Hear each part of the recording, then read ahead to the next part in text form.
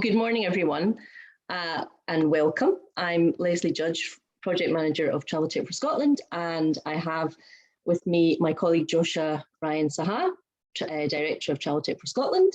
Our colleagues Kelly and Fraser are managing the event, and we look forward to having your questions and thoughts at around 11:30 this morning. Please do introduce yourselves in the chat and tell us where you are and what you do. So we're really delighted to have 4 industry speakers from our Traveltech community, and they're all listed in our Traveltech directory. We'll make sure that you get a link for that. So we've got Brendan Miles, Director of Data and Content from the list. We have Alistair Carty, the Technical Director from Wilderness Insights, Sam Rhynas, who's COO and Head of Data at Effini, and Diego Acuna, who's the Country Manager for the UK from the Data Appeal Company. And we want you to try and use this session to help address your own data issues. You're going to hear practical examples from all of the speakers, and obviously we want you to connect with the speakers. Our colleagues and connections in the academic sector can also help Scottish SMEs and organisations address data issues through projects with university business schools or innovation voucher projects facilitated by Interface, and we'll give you more information on that later. So looking forward to hearing our speakers share insights into how data can really impact on business decision making. In the event sector, for example, how events could drive hotel and transport bookings, what impact having the right kind of data can have on managing your hotel rates and your revenue and the guest experience. Looking at outdoor and rural sites, using sensors to get a better understanding of visitor activity and visitor management, hugely significant in the last couple of years due to the pandemic. Why tourism and hospitality SMEs should have a data strategy, how they can lose the fear and get started on their data. And very often when we talk about data, we just mean visitor and customer intelligence and how customers behave. And for destinations, what are visitors saying about our destinations? How can we use this information strategically to engage with them? With COP26 just about to start in Glasgow, it's really pertinent that we consider how data can be used to help us manage sustainability or measure sustainability. We're seeing more and more tools to do this, developing across flight and hotel bookings, and we'll hear more about this for destinations from Diego, the Data Appeal Company. So we will be following up with you afterwards. You'll have all the channels you need to connect with us and our business speakers. You can find out more about Traveltech for Scotland on our new website, this plug, www.traveltech.scot, where you can sign up to our fortnightly newsletter. So please enjoy the session, get as much out of it as you can. And now I'll hand over to my colleague, Josh. Yeah, thank you so much, Leslie. I'm really excited about this event, and it seems like everyone, big attendance already, which is brilliant. I see a lot of people I recognise already, so people from the Traveltech community, companies like Red 61 are here, and Geotourist, and a lot of our friends in the destination sector from Aberdeenshire, and Visit Scotland, of course, and Forth Bridges. So thank you all for joining. Really delighted to be having this event, and really delighted to be showcasing some of these fantastic travel technology companies from Scotland and further afield. So very quickly, I'm just going to go through the purpose of what we're doing today, and that is that I've basically been now working in data, AI and tourism for probably about 2.5, maybe even 3 years. And when I first sort of came in, I probably came in with a bit too much of a sort of research perspective, and we were talking about complex sort of new algorithms and sort of projects that were perhaps sometimes too remote. And during those 2.5 years, I think I've grown and learned. I hope I have. You may think otherwise, but and one of the things I started to realise with tourism and hospitality businesses in particular, but destinations as well, the main thing is wanting to be able to make good decisions based on that data and make those decisions relatively quickly. And sometimes it can be quite hard. So in many ways, for SMEs, it's almost not about the data itself. It's about the decision and what you do afterwards. Be about staffing, pricing, maybe going for a new business loan or developing a new business idea. That data can be so important. And that's why we're having this event, really, because we think that these businesses that are part of the Traveltech community can really help you as tourism organisations make those decisions and make those decisions better, make those decisions quicker, and open up a whole load of new opportunities. So the purpose for me is very, very clear. It is we want to showcase these organisations, and we want you to reach out to them. We want you to make those connections around how it is relevant for you, and we want those connections to be made. So I'm so glad you're introducing yourselves on the chat already. Definitely reach out to these organizations, that people on the call. Make sure you've got some questions. We're really hoping to get an active question session at the end. Which I'm just going to plug a couple of things. One is we've got our directory, which all of these companies are listed on, and others as well. And then very quickly, just my reflections before I introduce the businesses themselves. We have great insight from Data Appeal, who are going to be do some remarkable stuff around social data. Alistair Carty, obviously at Wilderness Centres, Les already mentioned it, but Alistair, I remember sitting down with Alistair and he was telling me about why I was a bit sort of wrong about sensors, and he gave me this amazing insight into it, and I had reams of notes. So I'm really looking forward to Wilderness Insights. Sam, of course, from Effini, who've been doing just brilliant projects in the tourism sector, really helping some of these businesses get their data sorted. And of course, finally, and the person I'm going to introduce now, Brendan Miles from The List. And I've been working with Brendan on a huge number of projects, and the power of events data is pretty impressive. So without me going on any further, I'm going to hand over to Brendan. Thanks, Josh. Thank you for the intro. If you'll hold on, I'll just check that everyone can see that to begin with. Just give us a thumbs up or something like that if everyone can see that. Fantastic, great. In that case, without further ado, I will introduce myself. My name is Brendan. I'm one of the directors of The List, responsible for our data and content operations. Now, for those of you who don't know The List started back in 1985 as Scotland's answer to Time Out. This, in fact, was our very first ever front cover of our magazine. And we told all the people of Edinburgh and Glasgow about all the amazing live events they could attend: music, theatre, dance, sport, kids, you name it. Now, we used to go and collect this information by hand. We'd go into the venues themselves, we'd pick up their printed brochures, and we'd take them back to transcribe them down. Fast forward 35 years, and clearly technology has moved on a little bit since then. So these days we use artificial intelligence and semantic web processors to source, merge, deduplicate complex and fragmented events data at scale. So what does that look like? Around 45,000 concurrent live events at any one point in time, more than 500,000 different performances, the length and breadth of the UK. So far, so good, but what does that mean for the travel industry? Well, the travel industry uses our data for two main reasons. The first is inspiration. Quite simply, live events are a great reason to inspire people to travel by plane, train, automobile to our towns, our cities, our countries, and they have a huge impact on the accommodation and hotel world as well. And that actually leads quite nicely into the second major use of our data, which is that live events are business intelligence around demand.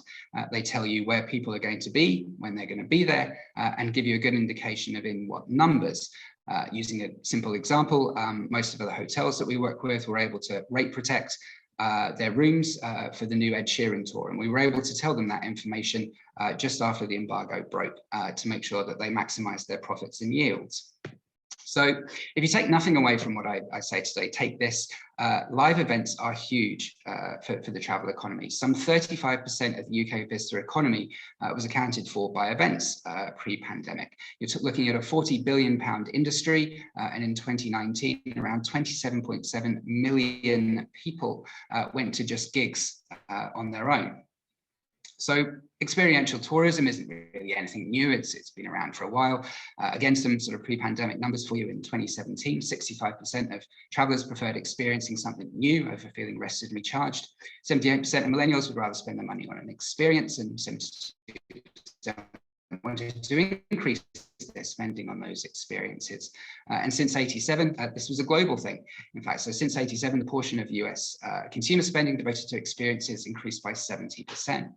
So what was driving this? Well, there are a few factors. You'll undoubtedly all have heard the narrative of you being the best you, and the results for that are in. Buying material goods doesn't really make us any happier. What makes us happier are experiences. And there's a wealth of data and research to back this up. From when you first buy the tickets to an event, you get the excitement, the anticipation, then you have the event itself, which is an incredible shared experience. And then, of course, you have the memories as well. So it figures that people love to share these experiences. Certainly you're far happier to listen to someone talk about the amazing theatre show or film that they saw than what their iPhone does. And very much it's been the case that we want to share these things. There's been a huge explosion in food tourism thanks to Instagram as being a perfect example. Secondly, there was this drive for authenticity. People wanted to experience the authentic version. They no longer wanted to look at it through the windows of the tour bus. They wanted to go and visit those local restaurants and eat with the locals. They wanted to go to that amazing bar that had that incredible local folk band and have that real experience. And live events were a great part of this. Finally, there was work, and Generation Z had entered the workforce along with millennials. And I think in 2018, some 60% of travel had a leisure or cultural element to it. And that was up from 40% the year before. So all of these driving factors.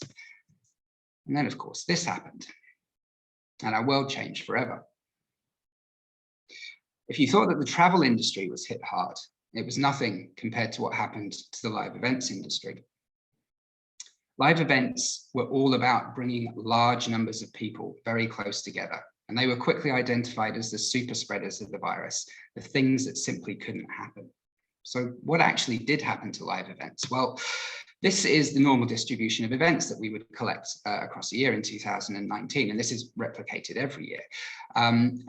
What you see is you see a peak towards the activity in the summer months when you've got all the summer events, you've got all the listings for autumn and December, and whilst there's still lots of stuff happening around November, December, there's less in January and February, so you begin to see that kind of trail off.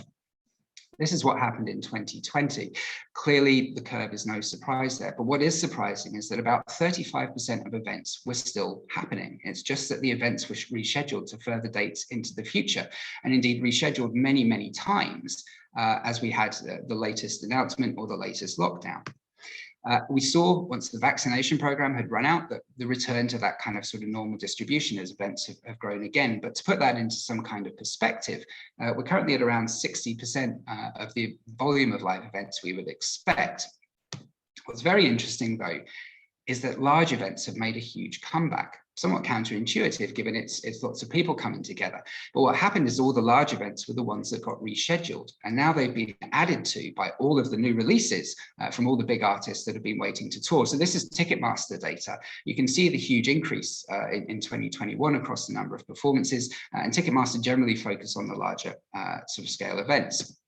So going back to those three driving factors, well, if anything, actually, we're sharing our event experiences more. You will all have seen something on Facebook recently about somebody super excited to go to their first gig for the first time in a while.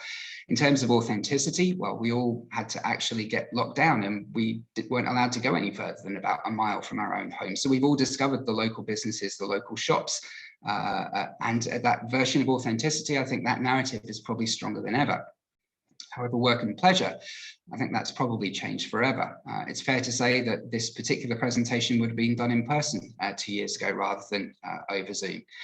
And whilst there are still some problems with hybrid conferences in terms of technology and indeed with audiences not necessarily feeling a part of it, some 34% of event marketers are expecting to increase the number of hybrid events that they run this year. Some 24% are planning to run about 8 to 10 hybrid events as well. So they very much are here to stay. And that, of course, means less attendees in person and less travel. When you combine that with the fact that people realize actually we can do an awful lot of business right now face-to-face over Zoom instead of in person, there's a huge reduction in travel and accommodation spend, and that money has to be replaced somewhere. And actually, it's partly that, for that reason, that we've seen our business grow so fast across the pandemic. These are all people that we've brought on since March of 2020. There's a wide variety of reasons for this. Destination marketing organizations who are collecting their live events information by hand found it incredibly difficult to do so with the sheer volume of cancellations and rescheduled events, so they turned to our automated services. Hotels who kind of knew what was happening between January the 1st to December the 31st based on historical data suddenly didn't know what was happening. Events went from 6 months, bookings went from 6 months in advance to 6 weeks to, in some cases, 6 days. And people who were going to city breaks suddenly started going to rural locations, to coastal locations. Therefore, our live events data, which provided a window into future demand, became much more interesting. It's also fair to say that a lot of these organizations had to restructure across the period, and they became more open to working with new data-led and data-driven ideas and data-driven technology. As well, looking at transport, the rush hour is a thing of the past, or at least it will never return to the levels that it once was at. We've all learned to love working from home and the work-home life balance. So how do those companies replace that lost revenue? Well, actually through increased leisure tourism, of which our data is a great driver. Last but not least, we were all marketed to and told to stay home and stay local for the best part of 18 months. And that has left an effect on the psyche. There are a whole set of people who have to be persuaded to travel again. And again, live events are a great way to do this. So what does this mean for clients? Taking an example of Visit Brighton, across the first 3 months of working with us, we increased the volume of their live events data by 400%. That in turn led to an increase in over 300% for their What's On pages, which is a proportion of the whole website for the What's On section, increased by over 100%. In their own words, historically, they've had to rely on venues telling them the events that they had, but integrating with the list enabled them to showcase a wider variety of events. Not only enrich the content on this site, but it was also a true reflection of the diversity of events the city had to offer for visitors and residents.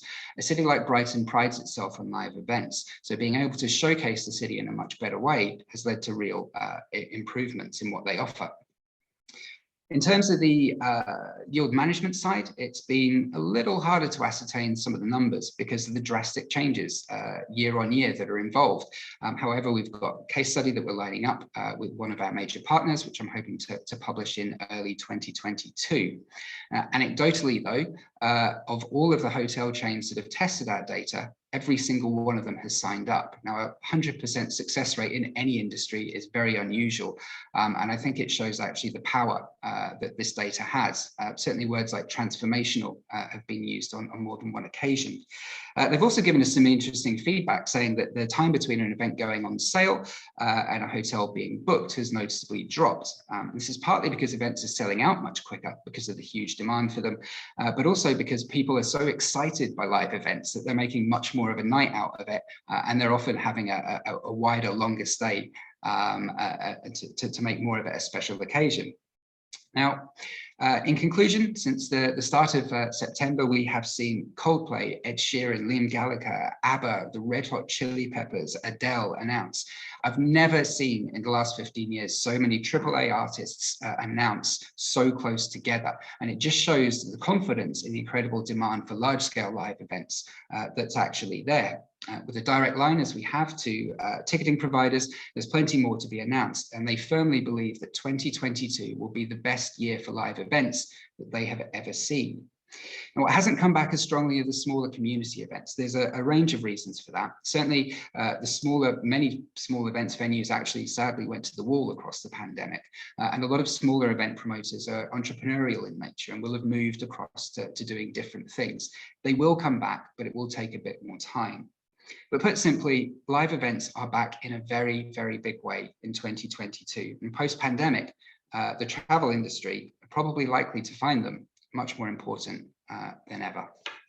And I think that's probably 10 seconds under. So Leslie hopefully won't wrap my knuckles too much. I'll pass back right now to Leslie. Thank you so much, Brendan. Right on time. Fantastic. Lots and lots of really good insights there, and lots for us to consider. So now we're going to hand over to Alistair Carty from Wilderness Insights. Okay, thanks. Yep, I'm just going to share my screen, hopefully. Okay, can everybody see that? Okay, excellent. Right, I'm now on the spot since Brendan finished on time. My name's Alistair. I'm the Technical Director of Wilderness Insights. We're a tourism technology company. We specialise in the use of Internet of Things devices to gather data primarily from remote locations.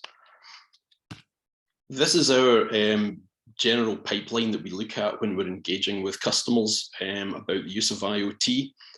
Quite often people come to us saying we want to use new exciting technology, but we like to basically pull it back to first principles and say, what questions are you trying to answer? And what outcomes do you actually want to achieve with data and information? And once we understand that, we can understand what information they require and in what format is the most efficient for them, since they have other things to do, like run their business, for example, rather than trying to understand data analytics in some great level of detail. To get that information, though, you have to have raw data, and there's a lot of processing and analysis that can happen in correlation to generate the information. But the data is acquired from a number of sources, including IoT devices, but also commercial organizations such as the list, open data sources, and just manual data gathering as well.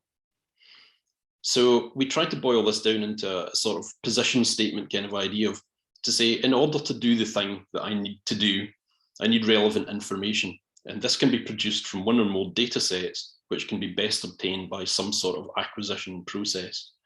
So for example, if you were a conservation agency, you might say, in order to conserve a hill path, I need to understand the footfall on that path over time. And this can be produced from merging footfall information and weather data, which can be best obtained by localized footfall counter deployment and, for example, open data Met Office weather feeds. And that will give you the information you require to make the decision you need to make about whether you need to reroute the path or repair it or so on. And when you look within the general context of tourism in its totality, data and information, there's a huge number of stakeholders and they all require something different generally from the same raw stuff. So community groups, local councils, government agencies, local businesses, interested third parties, which could be literally anything, and special interest groups are very common consumers of this information, but they all just have slightly different requirements and we have to take that into account. Some of the ways that we've been presenting data to date are wildly varied. When we started our footfall counting project with Historic Environment Scotland, they have 330 odd properties in care across Scotland, and they wanted just a kind of a quick overview of a kind of relative view of what the popularity of these sites were.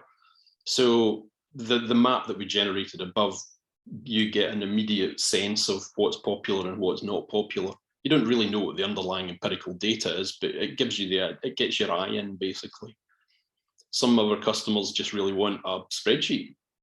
That's also completely fine. They might do some limited processing themselves, or they might just look at a couple of rows, and that gives them the information that they require to drive their outcomes. One of our customers uses heat mapping across one of the parks, and I'll cover this one in a bit more detail in a minute. But we can immediately see at that particular point in time, the counter that the footfall counter that's on the north side of the reservoir is by far the most popular, with the other counters being considerably less so. So there's a real hotspot at that location. And finally, you can have even utterly straightforward things. We have a footfall counter on one site that during the day and through the night, it gathers detailed footfall information. But when out of hours, if basically somebody comes onto the site, a local security company is notified and they'll come down and have a look just to make sure there's no vandalism or antisocial behaviour occurring. So effectively, we're collapsing a huge amount of data there into effectively a smiley face or a sad face. And that can be an entirely appropriate level of presentation of all that information. So I'm supposed to be here to talk about sensors and IoT really. So this is one of our footfall counters. It's a self-contained unit. It has battery inside, solar panel to recharge, and this is a footfall unit. Internet of Things also means generally there's a network connection there to transmit data back. It's a new buzzword, but it's not new technology in general. And the pros and cons of IoT is that the data can be real time. In some of our deployments, we have data being transmitted every 3 minutes, which enables people to get a really, really good view of what's going on. because there's a network connection on board, the data will come directly to you. So if you have a large portfolio of properties and locations, especially in rural areas, it can be time consuming and expensive to go out and collect the data from devices. So we just send it straight to you. It all flows into our cloud portal where you can download it, export it, analyze it, pass it on to other systems. You can do what you like. The other pros of sensors are obviously they run 24/7. So it gives you the ability to pick up strange, anomalous flash mobs and other random sort of events that occur in usually the small hours. And also the data is highly accurate within the tolerances of what the sensors are, and usually these units have multiple sensors on board. Finally, the other one is the data is highly localized. So if you're looking at footfall, if you have a counter installed on a path, you'll be getting data for that path. If you're doing weather information, it will be the weather for that location, not something that's within 20 miles away where the nearest weather station is. The downside of the IoT devices are that the devices can seem expensive to purchase initially, but you have to frame that within the context of what would it cost to use an alternative mechanism to gather the same level of detail and density of information. And at that point, to be quite honest, they work out quite affordable and quite cheap.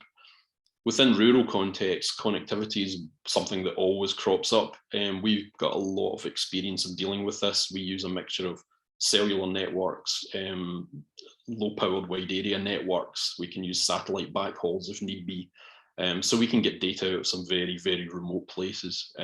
We just deployed some stuff in Glencoe a few weeks ago, which is a very bespoke solution to try and get data out of there. One of the other cons is that data is highly localized.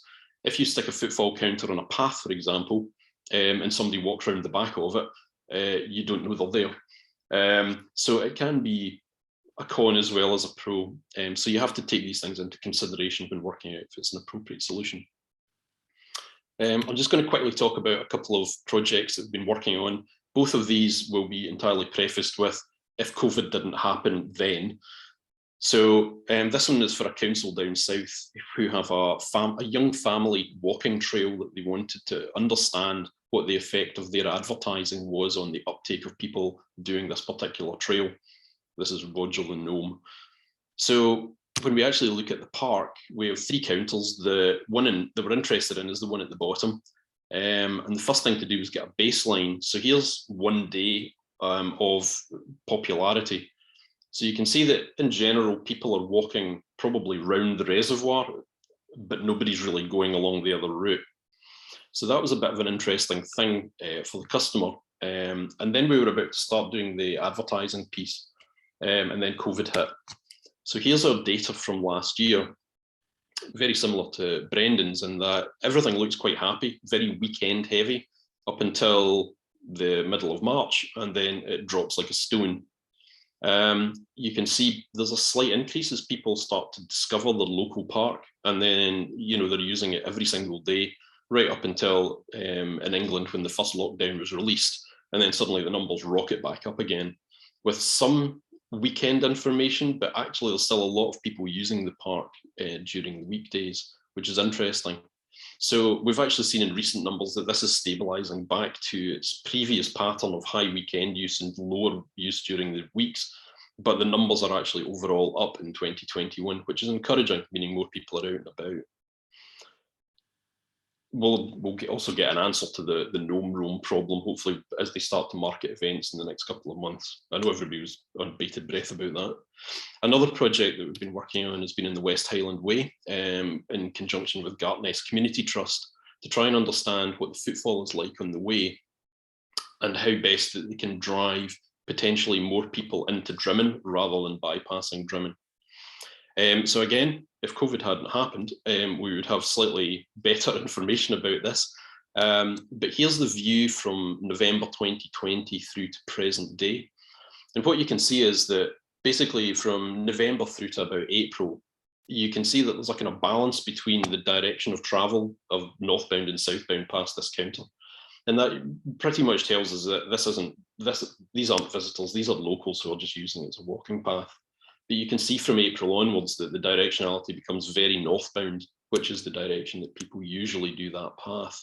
And as a result, we can say from this point of view that 2021's actually there has been quite a significant amount of recovery here as a tourist destination, which is great. And now with that data being in place and demonstrating to the local community that the data will be there for them to use, we can now start to engage with them to say, what information do you now need? Do you need information on where best to place advertising to drive people to let them know about your business? Do we need to put counters in different locations to work out what decisions people are making about which routes they're going? So there's a whole bunch of really interesting insight that we can start to leverage to enable them to develop their businesses further. One final piece I want to talk about is not just IoT, but it's to look at the larger context of basically the tourism industry and how people are moving around, which we've seen dramatically change in 2020, 2021, and there'll probably be the rise of the staycation in 2022. We did some consultancy work back in January 2020 for Orkney Island Council about visitor dispersal within the heart of Neolithic Orkney World Heritage Site. And what we have been working on and are still working on at the moment is an app that enables us to basically blend. It's kind of tourism Tinder, for want of a better phrase, that we're blending the preferences of what people like with a vast amount of live data that we can get from IoT devices, the app itself, which will send data back into the platform in real time, events data, weather information, and live traffic information. And what that will tell you is that for the sites that you're interested in visiting, is it good to visit it now? Because is it too busy? Are there traffic issues? Are there events clogging up the area? Is the weather bad? And what we want to do is disperse you intelligently away from hotspot sites to other properties that will give you a similar experience, but it'll give you a better experience because it's going to be less crowded. And this is something that we're aiming to try and get this out by the end of the year, such that we can get some traction and deployment and usage of it for 2022. Because if the projected staycation happens, then we'll be in a position that we can hopefully bring forward some sort of responsible and sustainable tourism and to try and blunt the effects on the hotspots. So that's what we're working on at the moment. That's me. Thanks for listening. If anybody's got any questions, there's a session coming up.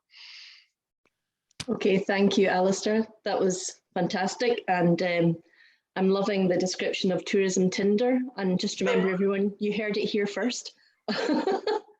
So thank you for that. Some amazing insights again into how we can use the insights from this data to drive visitor actions and help business development. So now I'm delighted to hand over to Sam Rhynas from Effini. Good morning, everyone. Again, let me just do the technical thing and make sure that works okay. Can we see the slides? Yeah, thumbs up. That's always a good sign. Thank you for that. I'm going to be talking about data strategy, so a slightly different angle from what's already been covered. But the really interesting thing I've found is listening to everyone who's talked so far is actually how much is going to cover off some of the areas that they've talked about as well, because data strategy essentially is a plan. It's about how to actually think about how you're using data inside your organization. So if you think it's something that's only for bigger organizations or something you might get to in the future, I hope I'm going to persuade you that actually it's something you should be doing here and now, and it can be for anybody, and it covers off some of the areas that have already been talked about. I'm Sam Rhynas. I'm COO of Effini, and we're an Edinburgh-based data solutions company. We work with all sorts of different companies across many different sectors, but we've got a number of clients in the travel and tourism sector. And they go from micro businesses through to SMEs, right the way through. We work with public sector and third sector as well. The interesting thing is the problems we see with data are the same. It almost doesn't matter what size the business is, it's just maybe the way that we can solve some of the problems across the different sizes of organisations. So don't ever be put off by thinking if you are a smaller organisation, you're not going to be able to achieve that much with data, because that really isn't true. And I really hope, you know, my examples that I'm about to talk through and the other examples that are being shared today can really inspire you a little bit and get you thinking about what you can do within your own organisation. We work across a number of different areas. We do technical delivery of solutions, but actually a lot of what we often do is about talking about why you're going to do something, planning for what you're going to do with your data. And that's when we start to get into the world of our data strategy. It's all about actually planning for success with your data. We underpin everything we do with data literacy. Some of the challenges, and I'll touch on these as I go through, is people not really feeling that they've got the right skills around data and being very daunted about using data. And that's something we're really keen to change. And we run workshops to try and educate and upskill people's staff to help them understand more. So before I start talking about the details of a data strategy, I actually want to just share a couple of examples. I'm probably going to skip on one of them because of the talk we've just had, actually. But as a very first point, I want to look at customized user experience. So this is a project we worked on with a client. They were a client that had some really high value customers. They were returners. They were extremely valuable to the customer. But if I asked all of you on this call the question of, could you go away in an hour, come back and tell me, I don't know, the top 5% of your most valuable customers to your business, could you do it? Now, I'm unfortunate at the moment, I can't see a single person's face apart from the other speakers. So I can't see your faces. So I'm just going to imagine what some of your faces look like. And my guess is you probably couldn't tell me that information within an hour. And yet that might be some of the most important information that can help drive some of your maybe campaigns, your offers that you might give people in terms of rewards or additional access to things. If you don't know your customers really well, how can you use that information to really drive some of the decisions you make within your organization? So on this particular project, we worked to make sure that we were capturing the right information. That information could be joined from different systems. So in our particular case, we had a client who were selling items online. They also had visitor centers where people could actually turn up and look at where the goods were being made, but they couldn't match that information together. And so understanding who was the most valuable customer couldn't be done because you could go and spend a lot of money in person and the information relating to what you spent online wouldn't be joined together. So part of what we do is assess what is important data. Are you capturing everything you need? And how do we bring it together and start to present it back in a way that you can take action? It's already been brought up today. It's a very important part. Find your data, but find out what you're going to do with that data once you've got it. Because if you don't know what you're going to do with it, then that's a problem. Now that's where a data strategy can start to solve things. And we'll get to that in a moment or two. My second example that I've got here is the one that I'm going to scoot over really quickly because we've just had a brilliant talk about using IoT devices, which was fantastic. They're really, really useful and can be used in different ways. So we worked on a project that was to do with visitor numbers and about coming in and out of visitor attractions and trying to manage the numbers. Interestingly, we did it pre-COVID. Nowadays, that actually could be a wonderfully valuable resource. And one of the things we were trying to do was get away from some of the manual process. You probably all saw people in your supermarket standing with clickers, counting in the number of people that were coming into a supermarket. Now that is using up a really expensive resource there, a person who's got really valuable skills. So we're always looking for opportunities as to where things like digital transformation, making decisions about how to replace a manual process with tech, can bring value. And that's a really important part, again, of a data strategy, acknowledging some of this stuff, making decisions about how you move forward. Now, the third example that I've got up here is actually one that I've got a couple of images with. So I'm actually just going to scoot forward a slide. And it's about visibility and understanding what's happening in your data. Second picture of a spreadsheet of the day, I believe. We all love a spreadsheet until you actually try to do something smart with the data. This is really daunting to look at this information. And this is one of our clients that we work with called Crabtree and Crabtree. Some luxurious holiday cottages to rent, really wonderful site. They have a great tool for capturing the information, but what they were lacking was the ability to analyze that data and to really take action and understand what was happening from that data. And that's because this is what they saw. They had to extract the data from a system, they had to look at it inside a spreadsheet, and it was time consuming. You just didn't necessarily know what you were looking for. So the project we worked on with them was about taking that data and making it visible. Now, this is just a little screenshot to illustrate what we did. It's actually part of a bigger dashboard, something that they could literally come and click on and immediately have access to the information. No manual intervention, everything automatically happened behind the scenes. The lower bar is our booking status. Is the accommodation booked or is it not? Is it partially booked or fully booked? Our top band shows us the prices, looking at the different times of the year, the different costs associated with it, some were higher value. The thing that was missing from looking at it in the spreadsheet was the ability to just quickly recognize where you might need to go and take some action. And that's what we added. We added the value and the insights to this. So I'm going to take a guess that for the bulk of you, when you saw this, your eye might be drawn to that center bar, the one that's called priority. It highlighted particular areas where people needed to take an action. In this case, they're highlighting as a red action, a high value one that's not booked. What are you going to do about that? That's a lot of money that's sitting there and not currently being used. Alternatively, you might have taken the approach of the ones that were most imminent. They are highlighted here in yellow, the things that are coming up but are not yet booked.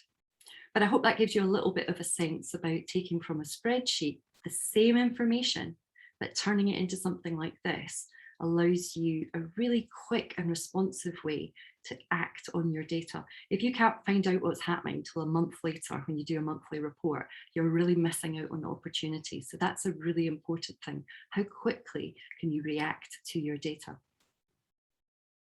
Throughout all of those projects, there's a few key areas that are real problems, and that's what feeds into what we do in our data strategy. So I've already touched on some of the aspects about manual, whether that's reporting or even back to that clicky, counting in people into a particular room. Whatever manual process is that's happening, it's error prone, it's probably a bit tedious to the person that's doing it, they might not even want to do it, and that in turn can lead to errors within it. Visibility. I've highlighted some examples there about visualizations that can make such a difference, but there's another angle of visibility. Sometimes data is shared upwards, so up to management, maybe a report, or up to the board, but often data is not shared back with the people who on a day-to-day basis are maybe creating it, the people that are capturing information about your clients, the people that are doing the day-to-day activities that are monitoring maybe products that you have. All of that stuff might be lost on them as to why they're having to fill in some of the forms they do. So think about that with regards to visibility. Data quality is impacted by all of those things. Data quality can mean data that's wrong, or it can mean data that's missing. Gaps in your data is a really important aspect and might stop you being able to answer some of the questions that you need to within your business. And some of that might come from a lack of skills. I've mentioned that before, it's such an important part. People are scared of data quite often if it's not something that they've got a background in. And we're really keen to kind of drive home that understanding that your business experience and your business knowledge is hugely important. So it's finding the right balance between using your data to help that, but also using your business knowledge and skills to really drive forward some of the decisions once you find out that piece of data. One of the other big problems is legacy systems. People have a lot of old systems. We understand businesses grow, you have to make choices at times, and you end up with a system that a few years down the line might be hard to either get data out of, to do something, to do some more advanced analytics, or it doesn't integrate with a new system that you've brought on board, so your data's out of sync and you can't join it. Those things are all really, really challenging. And it's those that we think about when we carry out a data strategy. And just to reiterate, a data strategy is just a plan. It's nothing more exciting than that. It's not some big daunting piece of work that you might not be able to do. And what I've done here is broken it down into the different steps that we would go through when working with a client. But I hope they're going to give you a sense of maybe things that you yourself could think about within your organization. So we start understanding what our business goals are. Data strategy is not about replacing what the business is doing. It's about supporting what the business wants to do. So look at your business strategy. Look at things like your KPIs. Have you got any KPIs? Again, I wish I could see your faces at this point, but I can't. How do you measure your KPIs? How are you measuring success right at the moment? Are you genuinely gathering the information that's important to you and allows you to take action to improve and grow your business? The second step, establishing a baseline, is a hard thing sometimes if you're doing it yourself. You have to be really brutal. You have to be really honest with yourself. What's not working? That's the most important thing. We ourselves would probably do a series of interviews with a few key stakeholders within the organization, maybe at different levels. So think about asking some other people. Don't assume your view of what's happening in the business is actually what everyone else thinks. And that includes looking at the culture around using data and around issues like, we talked about data quality. Think about what other people understand, not just about what you understand. And then we move into the next phase, which is about proposing the goals, thinking about how we prioritize them, thinking about how we might look to upskill the existing organisation. And another really important part is governance, making sure that you're doing the legal requirements around data and you're covering the ethical requirements about how you use data. And then our final piece is about a roadmap. And that's sometimes the most useful for people. Break it down into bite-sized chunks. Think about things you yourself can do.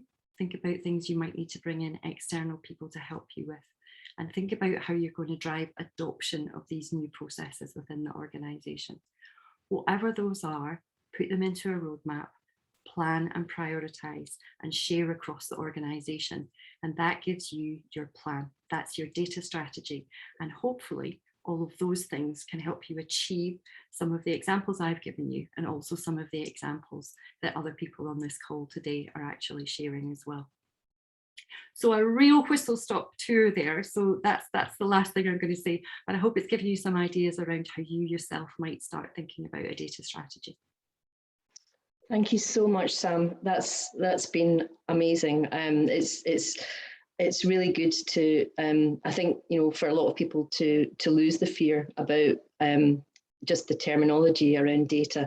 And, it's so relevant what you say about being able to act on your data quickly to capitalize on opportunities and don't miss them. And the plan, everything is really useful. So hopefully there's a lot of useful information there for our attendees. So last but definitely not least, we're on to our final speaker of the morning. I'm delighted to introduce Diego Acuna of the Data Appeal Company. Over to you, Diego. Hi, Leslie. Hi, everyone who's listening online. Thanks for the introduction. Let me just share mine. And there we go. Excellent.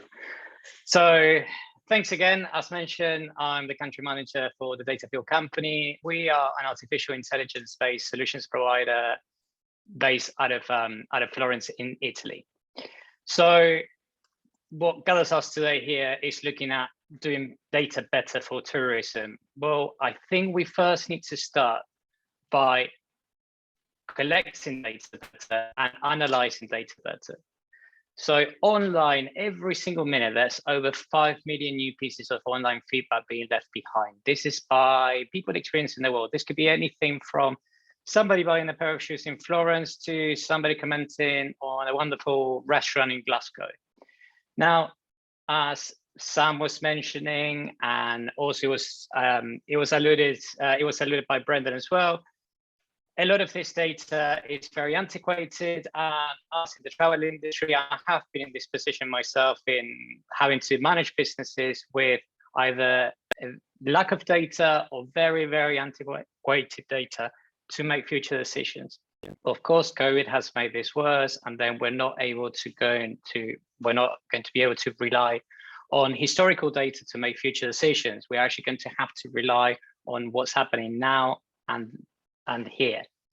So something that people are not currently doing is looking at online feedback. So 86% of travelers say that they would look at a review and they would trust that as much as they would trust a recommendation from a family friend, a peer. And then 93% of people say that they will purchase something based on an online review. This could be purchasing something from a high street shop or whether to actually purchase it online, but they will still look at a review to make that decision. So why is it that we're not looking at this sort of information?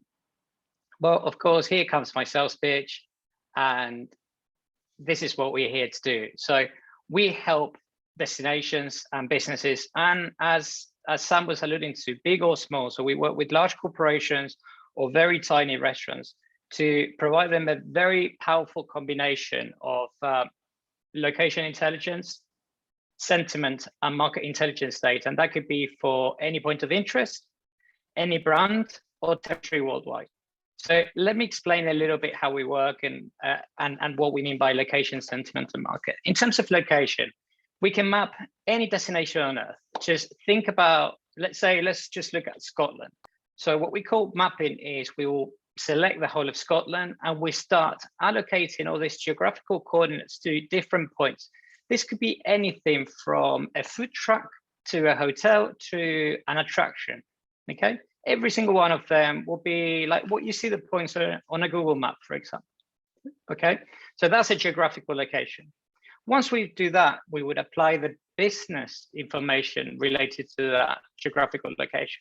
That's, if it is a hotel, what's the name of the hotel? What are the opening hours? What are the amenities that they offer? What is the tax information, and so forth. So once we've got that information about every single point of interest in Scotland that we can detect, we will go into sentiment. And this is where we get very, very granular. So we track over 130 different third-party sources globally. This is anything from Google, Skyscanner, TripAdvisor, The Fork, you name it, we have it. So we look at all these different sources where people leave their honest reviews and feedback. And we analyze over 500 million pieces of content every single day. We do that applying, of course, not doing manually, but we apply machine learning and artificial intelligence. Then we apply our natural language processing to understand exactly what's being said and the intention behind it. And then we do a semantic analysis in seven languages, European languages. And then whatever we don't have in these 7 European languages, for example, from Chinese, we'll translate from translators into English and then analyze it from there. Once we derive all these different analyses, we would allocate what we call a sentiment score. This is a proprietary KPI. And that sentiment score will be allocated to every single one of those points of interest within the map that we collected, which would allow us to determine the sentiment of each of those points of interest and what that sentiment is. What is it that people are saying about each of those points of interest? And then, of course, by having that accumulation of points of interest, then we can have an overall sentiment of the whole of Scotland, for example. Finally, we add the context, and this is really important to us. And this is related to what Brendan was saying in terms of looking at events and the effect that a music concert could be having on a destination. We look at the prices and occupancy from hotel and how that evolves over time. We also look at the flight bookings and searches and how those are doing. And that's to give us a complete picture of everything that is happening in a destination. We can go as far back as 4 years, and then we can look into 3 months into the future. Now, I'm not going to go into too much detail about this, but effectively all you need to know is that everything that we do is EU GDPR compliant, meaning from the time the data gets processed is anonymized, and from the time that gets throughout the whole processing and derives an insight that will provide to you, that is GDPR compliant. So there's no issues with how you use that data. How we deliver that data is through what we call an API. So through our API, we have all this information and we deliver in 2 ways, maybe 3. One is through making calls into this API so you can query whatever it is that you need from us. And then also we'll deliver it into a SaaS, an online dashboard that I'm going to show you in a second. And finally, the third way of doing it is that we also work on specific reports that we might need as a snapshot of everything that is happening and then a destination may need for a specific category that they might want to check. So a lot has been said about measuring real time, not relying on traditional metrics, and well, we're no exception here. So we offer real-time data, and then we can look at what the offer is from a customer perception point of view. So you can read the rest, but I'm going to direct your attention to this too here. So effectively, this is not what, let's say, Visit Scotland thinks that customers are saying. This is not what Visit Scotland thinks that customers are saying about a destination or what they would like to see. This is actually getting it directly from customers saying, I like to see this, I like you to improve this, I like visiting this more than I like visiting that. So that helps you with getting all that information that you need to make whatever adjustments to your offering. In terms of the demand side of things, it's exactly the same thing in real time. And I wanted to, again, place your attention here. So we can measure perception and intent. And now we can anticipate future arrivals. So bear with me here. If you need more information, I'm not going to go to cover it here. Please refer to this bit of our website, this link. I'm going to put it on the chat later and I can share it with you guys as well. So we've done a lot of research, and what we've done is we found what's called a correlation coefficient. That is looking at the seasonality of when those comments are being left and comparing those with the official arrival stats into a destination. So for those of you who know, sometimes depending on how good your government body is, the arrival stats into a destination could take a couple of months, 6 months, a year, or never arrive to any sources that you can use to understand who's coming to your destination. So what we do is we anticipate that demand by measuring and finding a correlation of almost 1-to-1 between when the seasonality of that content is being left and when those arrivals actually happened during that year. When I mean 1-to-1, let's be precise, it's 0.96, but you get the idea. It's going to be, as I mentioned, a lot better explained on that particular link that you'll see there. This is just a snapshot of how Data Appeal Studio works. This is the online platform that we have. This is the case of Italy, and you can see that where we measure the seasonality, you can understand what's happening with the hotel occupancy and the pricings, how they fluctuate, how the different regions work, what visitors are going where. You can identify the different source markets. You can categorize all the different content.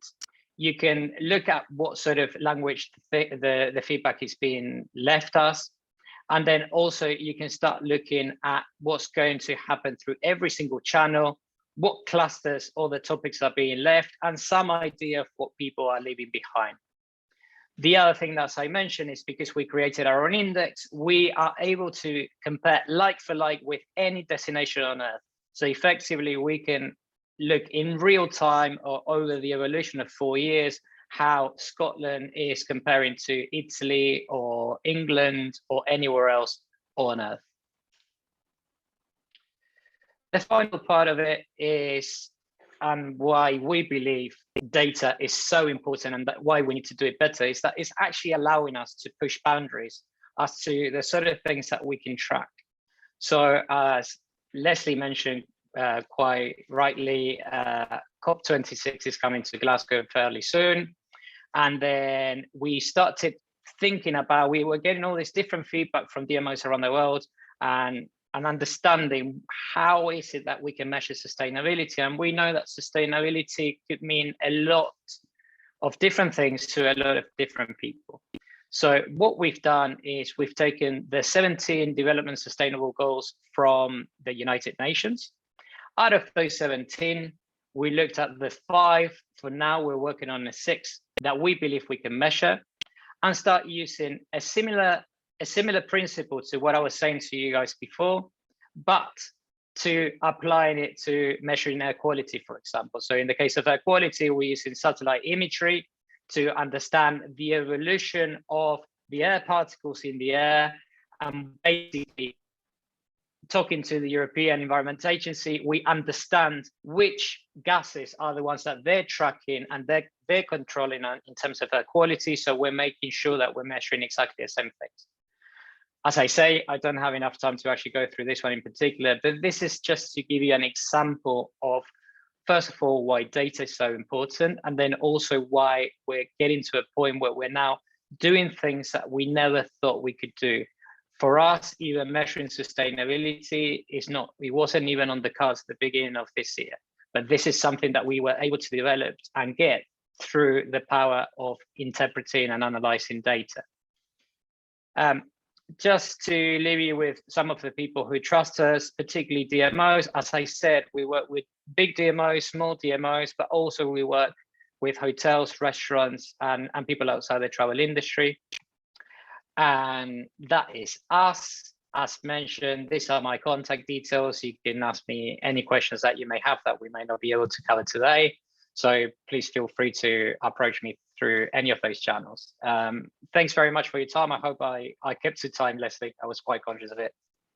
You did indeed. Thank you so much, Diego. Fantastic. Really interesting insights there as well. And like, I was really interested in the benchmarking aspect, you know, comparing destinations like for like, which and also the ability to tailor the tourism offering with real-time data, and also, you know, what you've talked about on sustainability.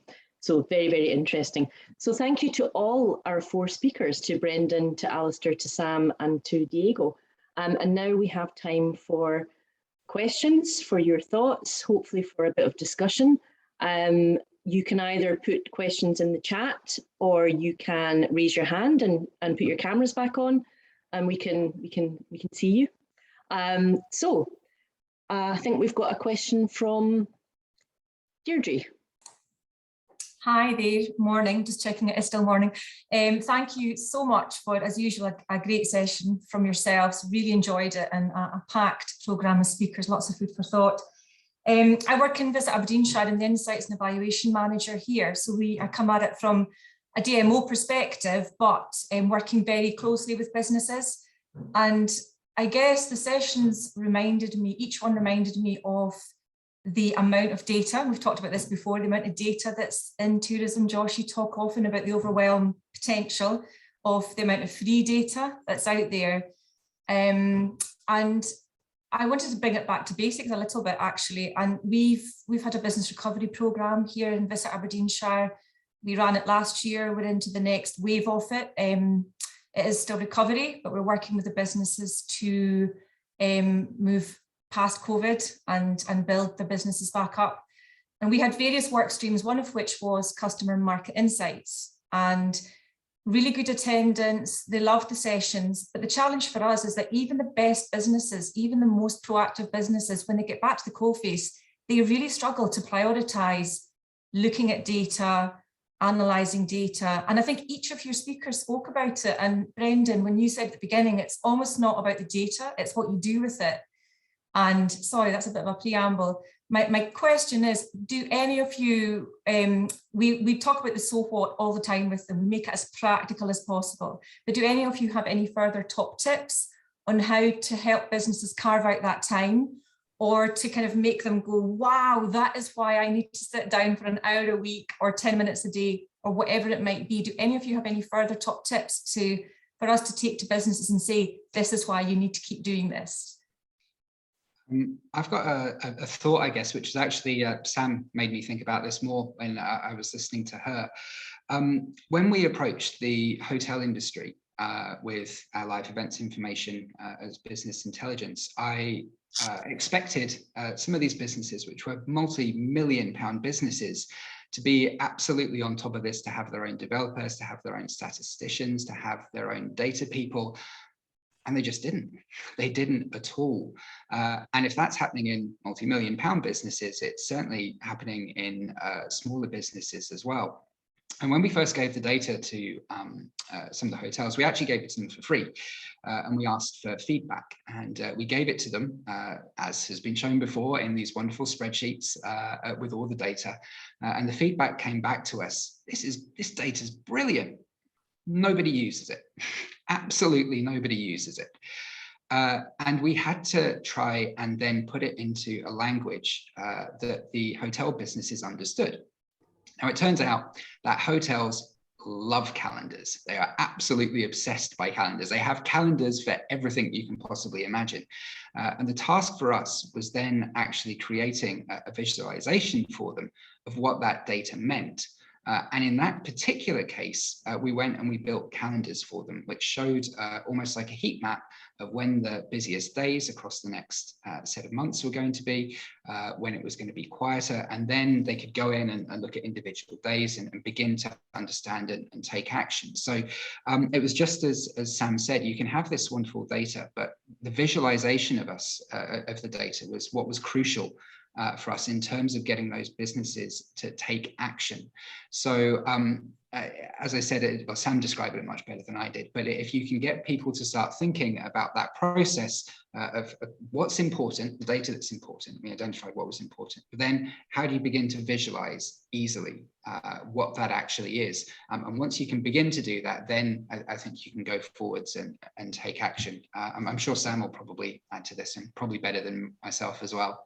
Well, I'll try to keep it short because I could talk about this for hours, because it's one of the biggest challenges we see. We have people that come on our workshops, and we set, I mean, obviously we talk for more than 12 minutes, so we get into some of the depths of it. So, but coming away with an action plan can be the thing that they have genuinely no idea what the next step is. And that's the problem. You can sit and you can go through a workshop and go, that's brilliant, I love what everyone else has done. But you go away and you still cannot relate it to what you yourself should do. So I think it's almost building that in as part of a workshop, is coming away with an action plan. Maybe not going the whole hog and calling it, right, you've got to do a data strategy before you start. It's about that, you know, I think Brendan has summed it up really well there, about finding the language and the words and the activity that matches the people that you're actually working with, and making it completely relatable so they can see how it works for them. And that changes. The jargon around data is just, it's so destructive. It is, everybody tries to get as much jargon as they can into conversations. Pointless. Pointless, pointless, pointless. It's one of my biggest grievances about the world of data, because the reality is what you're trying to do is answer a business question. The data supports it. So find that key area that it might be the thing that's not working. Sometimes that's a really good one to aim for, because people are worried about that. So the thing that's not working, or the question that they can't answer, it's back to that. Could you tell me your top 5% value, your high value customers? That's a really good question for many, many businesses, and yet very few can answer it quickly. So find something that makes them a tiny tad worried, and try to kind of latch onto that and give them that sense of, put a plan in place as to how to move forward, and break it into bite-sized chunks. That's the other thing, is things they can actually see that they can do. And that's great. Sorry. And if I may add to that one, is just to add in another bit to what Sam and Brendan perfectly explained. So the visualization, as you rightly mentioned, is always been key. And so for us, just to give you a practical example, the visualization is actually being done in conjunction with customers as well. Because also is, how do you want to see that data? How is it easy for you to consume? Because we can put it in front of you. We've got very clever people behind the algorithms and everything else, and we can present it to you in many different ways. And this is what I showed you now, is one way of doing it. But we, like what Brendan was saying, our events are actually on calendars, because that's what we found, is that people want to see the events on calendars, and that makes a lot more sense. Or having heat maps as to how people move around their destination. And finally, just to add to that one, I think, Deirdre, the key thing that what I found on the ground is also that a lot of destinations in general, they struggle with convincing people that they need to become digital, with convincing people that they need to get their information out there, and basically, without sounding too much like a sales pitch, but that's where we come in, because effectively, whether those people want to become digital or they don't want to become digital, what they might not know is that there's a digital trace of their business online anyway, regardless, even if they don't even have a website. So by us being able to allocate that sentiment, then we can go to a destination and you can sort of put it on its head. You can actually go to your businesses and say, by the way, did you know that people are saying this about your amazing food? Did you know that people are saying this about your amazing accommodation, about the offering, about the views that you get from your room window? So that's a thing, again, going back to the importance of data. It could be overwhelming, but then using the right environment, it could be, as you would have seen, I hope, very, very powerful. I mean, from our experience, just to kind of chip in from a slightly different angle on this one, I suppose we take quite a kind of reductionist angle on things. You know, we're not primarily an analytics company. And when Josh mentioned at the start of the chat about the conversation that we had initially, he'd come in with, I think, a view that, you know, data especially, there's tons of it. It's huge, it's vast, and we need massively complex tools and so on, which can be correct, but ultimately the end user and the consumer really, not in a lot of cases, but they kind of don't care. They just want the information so they can make a decision and move on. And what we found is that, and I'll sort of answer the question that's in the chat from Marianne as well at the same time, that if you can build it into what people already are doing with tools, then you'll have better uptake. So, for example, you know, in our organization, we get information about our sensors and how they're operating. We send it direct to one of our Slack channels because we always check Slack. So we don't need extra tools. We just get the information sent to something that we're using anyway. And at that point, it just becomes part of your day-to-day. Similarly, if you check your email first thing every morning, just send an email that's got a summary of what you need, because you're doing it anyway. Whereas if you're saying to people, well, you need to check multiple analytics platforms to get all this information to do this and to do this, you'll probably find that people will get really excited for a couple of days, and then they'll start to kind of get bored, and then they won't bother, and nobody ends up using the data.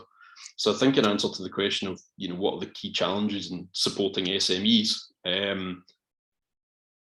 a lot of it is to try and work with what's already there. You know, with the West Highland Way project, we're feeding data directly to Stirling Council, but we're transmitting it directly into their ArcGIS platform because that's what they already use. You know, for one of our other clients, we implemented they want to basically download CSV data. They can ingest it into their own endpoint. So we just provided that. And as I said, we have integration with Slack for other people in email and text messages and stuff like that. And that's kind of the view that we take on things, that yes, there is a vast amount of information and, you know, you can do a lot of really good analysis. But quite often, you know, sometimes the really simple approach is what you need, especially in smaller businesses. Some really good answers there. I want two very brief points. One is, I think, especially as destination organisation, Deirdre, I mean, some businesses will just need to access information at that particular moment they want to see it. So making sure that, you know, whatever platforms or data you're accessing is in some way accessible to the businesses within your destination at demand. The other thing, and I always think about it, is like sometimes just events, or sometimes just your usual sort of conversations that you have with those businesses, and just sharing the insights that you're getting as a destination through those events can be really powerful, because that might be just the best way or the usual way to pick up that info. But I kept on also thinking, just as Alistair was talking, I was like, between all four of these organizations, you could have some amazingly powerful insights and work for a destination. Each on their own, it'd be amazing. But so anyway, that was just a couple of my thoughts. And we have another question from Marianne. Should I read? I'll read that out. Or Marianne, are you there? Do you want to quickly say it? I don't know if we can quickly spotlight. Sure, yeah. Alistair covered it a little bit, but it was just really around the key challenges in supporting SMEs to adopt and sort of implement, you know, new data tools, strategies, particularly when they've maybe not used a lot of digital tools before, just to sort of really embed it within what they're doing, and sort of the legacy of that as well, getting it to last and become part of their, you know, day-to-day, rather than, as you say, adopting it for a short while, finding it exciting, and then moving back into sort of, you know, old ways of doing things, you know, so that it really feels effective for their business. I think, again, going back to the hotel example, when we were just learning about sort of the data, Alistair's right, making it very simple for people and giving them the platforms that they constantly use anyway has been absolutely vital. So one of the things we do is we send an email alert every single day, because all the information in the data is there and someone can go and search for it if they wish, but they won't because there's a million other things to do.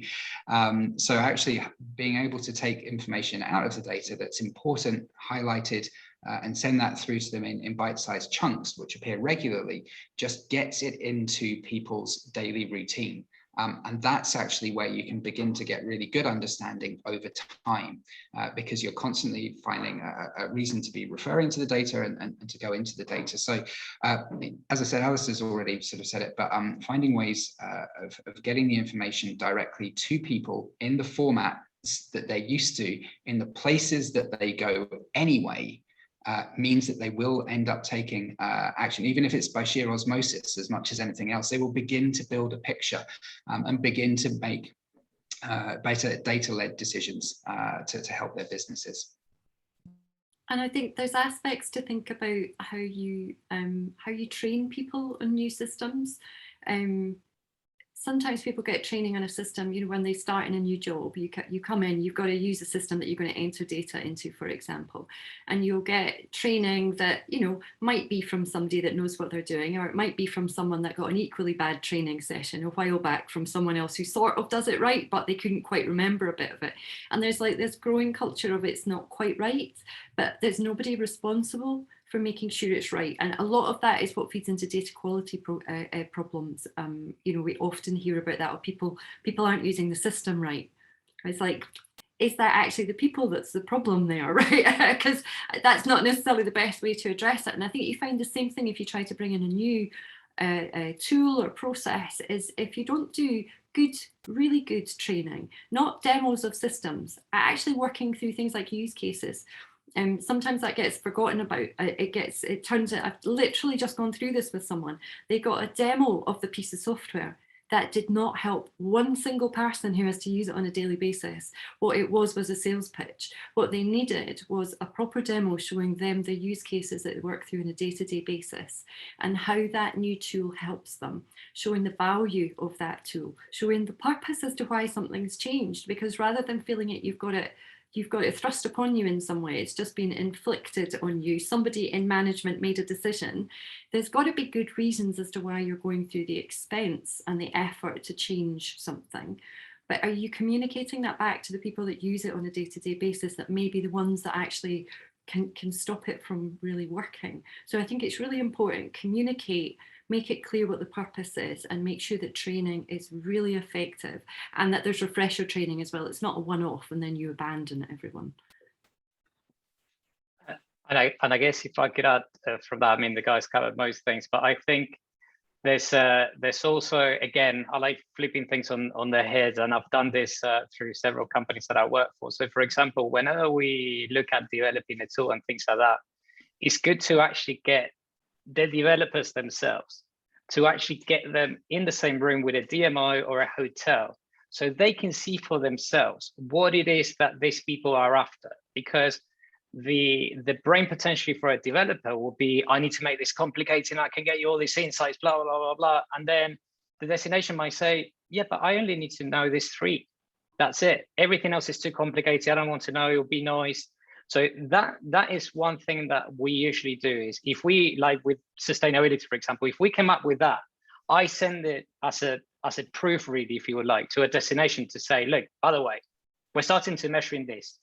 Would it work for you? Would it work in this way? How would you consume it? And as the guys say, adapt it to whatever it is that they consume it.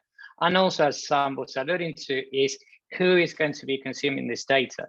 Because the same platform can be consumed by an analyst, and they're going to be looking for different things, that if it is consumed by somebody looking at how to implement a marketing campaign or a marketing strategy or how to allocate budgets, they're going to be looking for different things.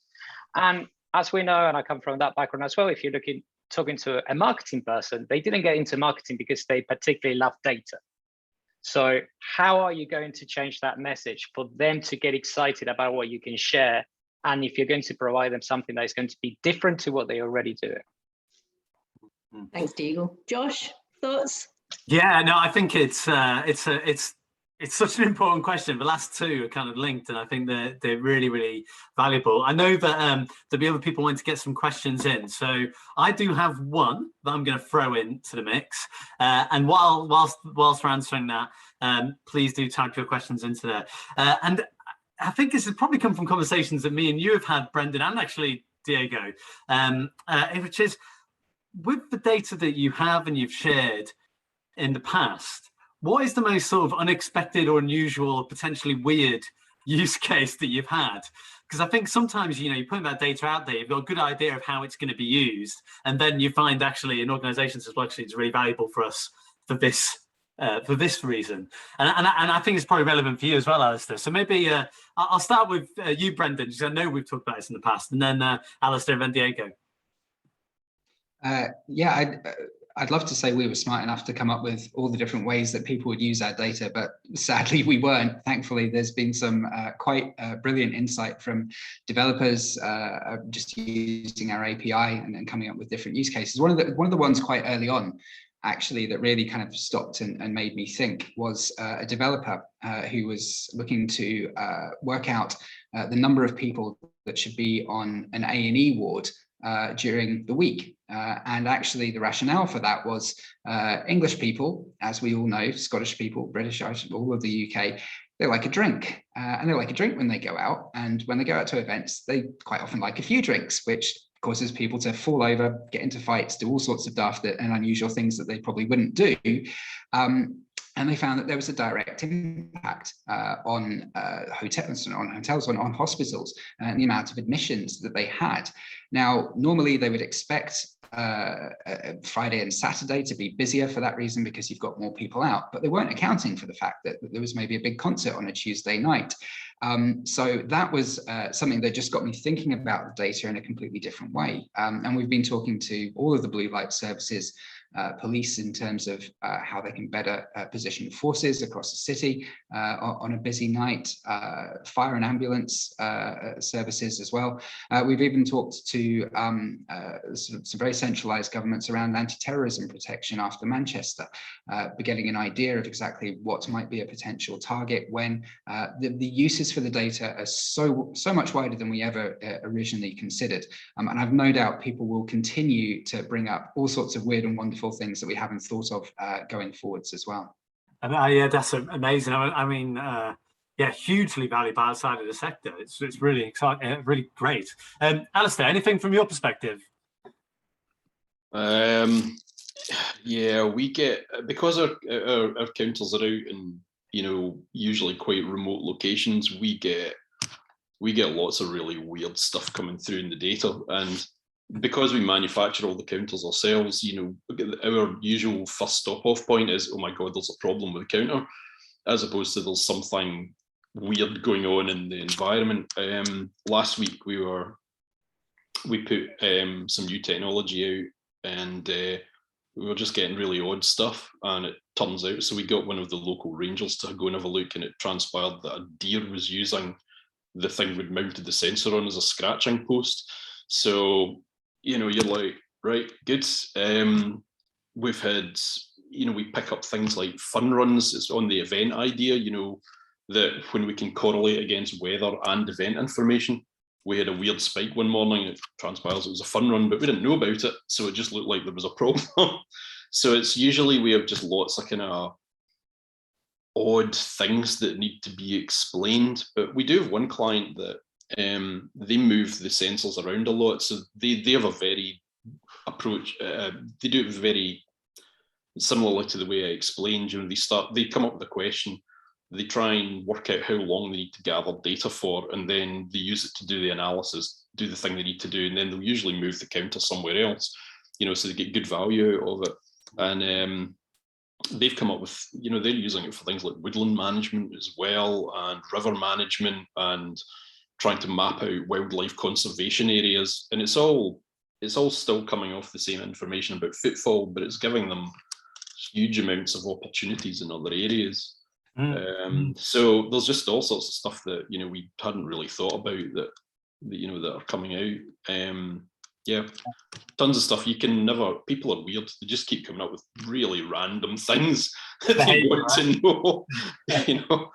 So Diego, what so your quick thoughts in a minute? Because yeah, a quick one. Again, very similar to what is data and how it's consumed, because effectively we're doing something. I mean, I'll have to say this. So we're doing something around Queensland, and we were looking at the Great Barrier Reef, and we were looking at it from a marketing point of view, and then how they can promote, because they've been struggling with that area of Queensland for a while in terms of attracting new visitors. So they were using our data to look at the different source markets and what people were saying from the different source markets. And it was really interesting because, for example, Brits were saying that they loved the fact that you didn't get any mobile phone reception. There was no Wi-Fi. They felt like one with nature. It was great. All they needed was a local pub, and that was great. When you looked at information about American visitors, they were complaining about the fact that there wasn't any toilets whatsoever. You couldn't get any Wi-Fi. You couldn't get any phone signal. So basically, Queensland just went, well, okay, so to Americans, then we're not going to promote that aspect, and we're going to promote more about Cairns, which is a city that has all these amenities and everything else. Whereas in the UK, we're going to promote the fact that you can just get away from the world and there's nothing there that you can see. So these are the weird and wonderful things that data will throw at you. That's really important. That's really important for the marketing side of destinations. A very quick question. We definitely don't have enough time to get into it, but I just wanted to ask you it, and I really kicked myself if I didn't ask you it, which is about the staffing crisis in tourism and some of the work you're doing around automation and looking at some of the back office processes and their data.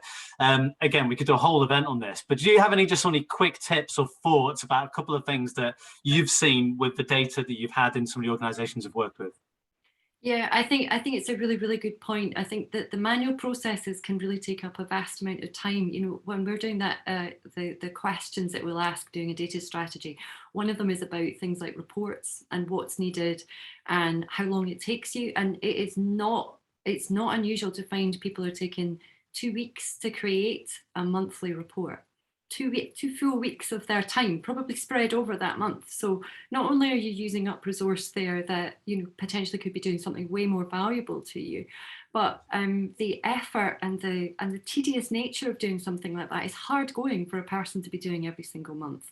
You can easily make mistakes if you're having to pull it together. And ultimately, I think one of the questions I would encourage everyone to think about every single activity that they do like that is it needed? When it comes to a report, who receives that report and what do they do with that report? So I'm not even thinking about how to automate it. I'm thinking about how to throw it away altogether. Yeah. Is there something different you could do? Because the number of people that don't necessarily actually know what the report that they spend days doing gets used for. Now that's bad within an organization. You should be reviewing stuff like that and making sure that you're doing work of value that's genuinely adding to the business. Everyone wants to feel that what they're doing is adding to the business and bringing value. So make sure that you're really genuinely doing the things that you need to. And the automation is really powerful, and you might not have all the skills that you need in-house. So you need to think about, well, how would I approach something like that? But that might involve just bringing someone in for a few weeks of work to be able to put in automation, so that if you genuinely need that report, maybe what you do is turn it into a dashboard that's there every morning. You can see it. So instead of a monthly report that's already out of date, it's actually there and accurate, and you can take informed actions off the back of that. So I think that's the thing, how to think about it is understand what you're doing and if you really need to do it, and then think about maybe some simple ways to automate and pull your data together. Amazing, thanks so much. Leslie. No, I was just saying that we're at time now, so we can, if anyone has a burning question that they want to ask, please do. If not, we will follow up with everyone afterwards. You'll have the recording and obviously connections to all our speakers. I think all of the speakers, there's just so many points, really relevant points that have been raised, which we can hopefully summarise. Join us at Traveltech for Scotland. Please join our community or follow us on social channels. Yeah, and if there's anything that you want to get in touch with, you know where we are. So thank you so much for joining us, and we hope it's been a useful session this morning. Thanks to all our speakers and to everyone. Yeah, thanks so much. Take care, everybody. Thanks, guys. Thank you. Yeah, thank you. Cheers.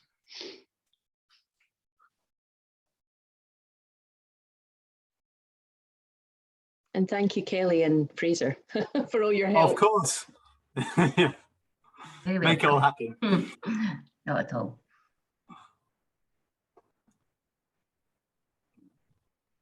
We did manage to keep to time, more or less, I think.